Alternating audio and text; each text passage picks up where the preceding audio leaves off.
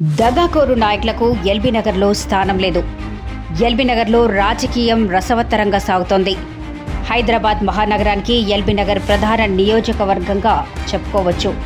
హైదరాబాద్కు ముఖద్వారంగా ఈ నియోజకవర్గం ఉంది. ఉమ్మడి తెలుగు రాష్ట్రాలకు ఈ నియోజకవర్గం అందుబాటులో ఉండటం వల్ల ఇరు రాష్ట్రాల ప్రజలు చాలామంది ఇక్కడ నివసిస్తున్నారు. అయితే ఇక్కడ రాజకీయాలు ఎప్పుడూ ఆసక్తిని రేకెత్తిస్తాయి. అందుకే ఇక్కడి నుంచి పోటీ చేయటానికి బడా నాయకులు ఉవ్విళ్లూరుతుంటారు. ప్రస్తుతం ఈ నియోజకవర్గంలో బీఆర్ఎస్ నుంచి సిట్టింగ్ ఎమ్మెల్యే దేవిరెడ్డి సుధీర్ రెడ్డి పోటీ చేస్తుండగా, బీజేపీ నుంచి సామ రంగారెడ్డి, కాంగ్రెస్ నుంచి మధు యాస్కి గౌడ్ బరిలోకి దిగుతున్నారు. ఇక్కడి నుంచి మధు యాస్కి గౌడ్ పోటీ చేయటం అందరినీ ఆశ్చర్యానికి గురిచేస్తోంది. ఎక్కడో నిజామాబాద్లో ఎంపీగా పోటీ చేసిన ఆయనకు ఎల్బీ నగర్కు సంబంధం ఏంటి? ఒక్కసారి ఆయన ఇతర వివరాలు పరిశీలిస్తే, స్థానికత. మధు యాస్కి తన ప్రచారంలో హయత్ నగర్లో పుట్టి పెరిగారని, నేను స్థానికుడినేనని చెబుతున్నాడు. ఒకవేళ ఇది నిజమే అయితే ఇదివరకు నిజామాబాద్లో ఎందుకు పోటీ చేసినట్టు? ఇక్కడి నుంచే పోటీ చేయొచ్చు కదా. గతంలో ఆయన నిజామాబాద్ ఎంపీగా కూడా పనిచేశారు. తన హయాంలో నిజామాబాద్లోని అభివృద్ధి చేసినట్లయితే అక్కడ ప్రజలు మళ్లీ అతన్ని ఎందుకు గెలిపించుకోలేకపోయారు?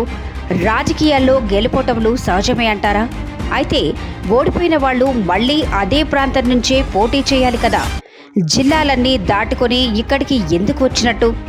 పోనీ అక్కడ ఎంపీగా పనిచేసిన తన స్వస్థలం అని చెప్పుతున్న హయత్ నగర్కి ఏనాడైనా వచ్చాడా? తన ప్రజల్లో ఎప్పుడైనా తొంగి చూశాడా? తన ప్రజల బాగోగులు పట్టించుకున్నాడా?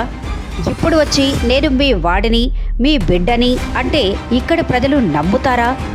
నిజామాబాద్లో చెల్లని రూపాయి. నిజామాబాద్లో గతంలో మధు యాస్కి ఎంపీగా పోటీ చేసి గెలుపొందారు కూడా. అయితే మళ్ళీ అక్కడ ఎందుకు గెలవలేకపోయారు? అక్కడి ప్రజలు చీకొడితే ఇక్కడ వచ్చి పడ్డారా? ఇప్పుడు ఎల్బీ నగర్ని అభివృద్ధి చేస్తా, ఆదర్శవంతంగా తీర్చిదిద్దుతా అంటున్నాడు.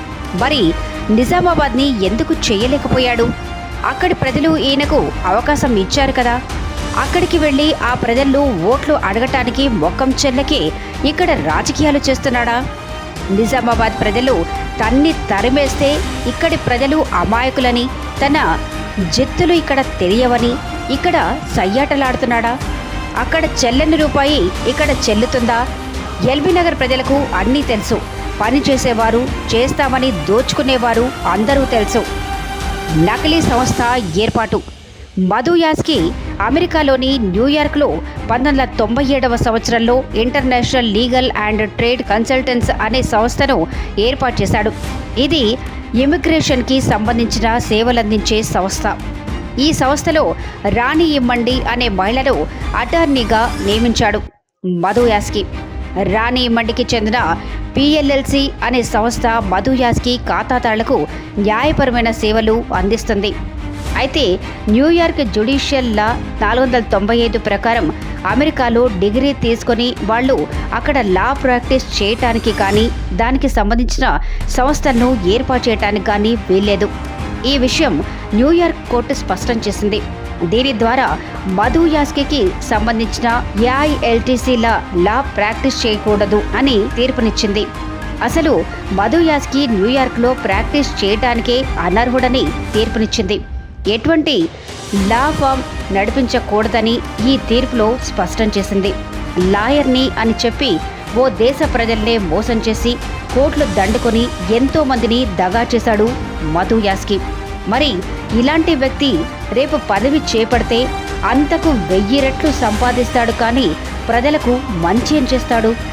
ధృవపత్రాల ఫోర్జరీ.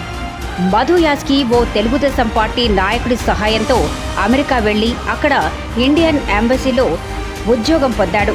డిసెంబర్ 1996లో ఏఐఎల్టీసీ సంస్థ ఏర్పాటు చేశాడు. ఆ తర్వాత అతని తమ్ముడు వివేకానంద యాస్కి ముందుగా విజిటర్స్ వీసా మీద అమెరికా వెళ్ళాడు. ఆ తర్వాత గుల్బర్గా యూనివర్సిటీలో ఎలక్ట్రికల్ ఇంజనీరింగ్లో బ్యాచిలర్ చేసినట్లు చూపించి H1B వీసా కోసం దరఖాస్తు చేశాడు.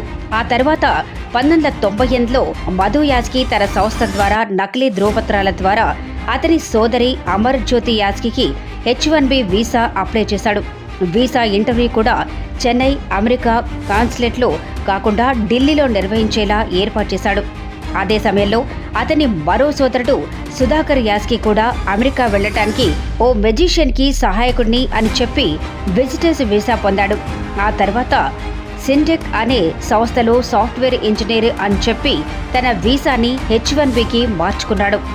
ఆ తర్వాత ఎండి డిస్ట్రిబ్యూటర్స్ అనే సంస్థలో పనిచేస్తున్నట్లు గ్రీన్ కార్డ్ వీసా కోసం ప్రాసెస్ చేయించుకున్నాడు. ఆ తర్వాత తెలిసిందేంటంటే అసలు ఆయన ఆ కంపెనీలో పని చేయలేదు. ఇదే విధంగా అతని బామ్మర్ది శ్రవణ్ కుమార్ తావేట్ని కూడా B1 వీసా మీద అమెరికా వెళ్లి తర్వాత H1Bకి మార్చుకున్నాడు. వేలాది మంది విద్యార్థుల భవిష్యత్తు ప్రశ్నార్థకం. తన కుటుంబాన్ని మొత్తం నకిలీ ధృవపత్రాల ద్వారా అమెరికా పంపించాడు.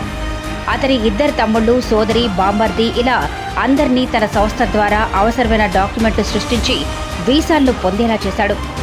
ఆ తర్వాత ఈ కుటుంబ సభ్యులు వీసాల కోసం సమర్పించిన విద్యార్హత డాక్యుమెంట్లన్నీ నకిలీవేనని పోలీసుల విచారణలో తేలింది.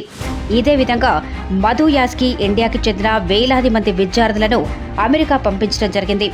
అతని కుటుంబ సభ్యులను అక్రమంగా అమెరికా పంపించడమే కాకుండా వేలాది మందిని అదే దారిలో పంపించి వారి భవిష్యత్తును ప్రశ్నార్థకం చేశాడు. Cheating case. గతంలో చీటింగ్ కేసు కూడా నమోదయ్యింది. 90 లక్షల చెక్కులను బౌన్స్ చేసి మోసం చేశారంటూ మధు యాస్కి గౌడ్పై ఫిర్యాదు చేశారు. రుణదాతలు కోర్టును ఆశ్రయించగా మాజీ ఎంపీపై కేసు నమోదు చేయాలని పోలీసులను ఆదేశించింది కోర్టు. కరీంనగర్కు చెందిన పిటిషనర్లు గతంలో యాస్కీకి ఒక్కొక్కరు 30 లక్షల రూపాయలు అప్పుగా ఇచ్చారని ఆరోపించారు. పదే పదే రిమైండర్ల తర్వాత యాస్కీ 30 లక్షల 3 చెక్కులను ఇచ్చారు. ఆ తర్వాత ఆ చెక్కులు బౌన్స్ అయ్యాయి. తమ డబ్బును తిరిగి ఇవ్వమని అడగటంతో మాజీ ఎంపీ వారిని బెదిరించినట్లు ఆరోపణలు వచ్చాయి. నిరుపేదకు అన్యాయం. ఆ ఆరోపణలు మాత్రమే కాకుండా కొన్ని వందల మంది అమాయకులను మోసం చేసి డబ్బులు కాజేసినట్లు ఆయన మీద ఆరోపణలున్నాయి.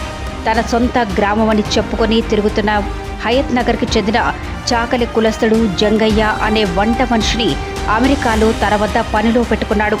జంగయ్యను 20 ఏళ్లుగా మోసం చేస్తూ అతని దగ్గర చాలా డబ్బులు కాజేశాడని ఆయన సొంత పార్టీ వ్యక్తికి ఆరోపణలు చేశాడు. జంగయ్య మాత్రమే కాకుండా మరికొంతమందిని ఇలాగే మోసం చేసినట్లు ఆ నేత ఆరోపించారు. సొంత పార్టీకే నచ్చని తీరు. మధు యాస్కి సొంత పార్టీ నాయకులతో ఎప్పుడూ విభేదాలే. ఆయన నిజామాబాద్ ఎంపీగా ఉన్నప్పుడు తన నియోజకవర్గంలో ఎటువంటి అభివృద్ధి చేయలేదు. ఈ కారణంగా అప్పటి ముఖ్యమంత్రి డాక్టర్ వైఎస్ రాజశేఖర రెడ్డి కొంతమంది ఎమ్మెల్యేలు ఈయనపై పెట్టుకున్న నమ్మకాన్ని కోల్పోయాడు. అతని సొంత నియోజకవర్గ ప్రజలు కూడా ఈయన్ని నమ్మే పరిస్థితి లేకుండా పోయింది. ఎంపీ ఎల్ఏడి స్కీమ్ పనులను కూడా సరిగ్గా నిర్వహించలేదు. ఈ విషయంపై అప్పట్లో ఇంజనీర్లను బెదిరించాడు. ఆ సమయంలో స్థానిక ఎమ్మెల్యేలు కూడా ఈయనకు సహకరించలేదు. నియోజకవర్గ ప్రజలను ఎన్నడూ పలకరించిన పాపాన పోలేదు. నిత్యం అమెరికాలో ఉంటూ ఇక్కడ రాజకీయాలు చేసేవాడు. కొన్ని రోజుల తర్వాత తెలంగాణ ఉద్యమాన్ని కూడా తన రాజకీయ లబ్ధి కోసం వాడుకున్నాడు. ఎన్ని కుట్రలు కుతంత్రాలు చేసిన మధు యాస్కి ఇప్పుడు ఏ మొక్కం పెట్టుకుని ఎల్బీ నగర్ ప్రజల్లో ఓట్లు అడగటానికి వస్తున్నాడు? వ్యవస్థలను మేనేజ్ చేయటం, నకిలీ పత్రాలు సృష్టించటం, సంతకాలు ఫోర్జరీ చేయటం ఒక్కటేమిటి అక్రమాలకు కేంద్ర బిందువుగా మారాడు.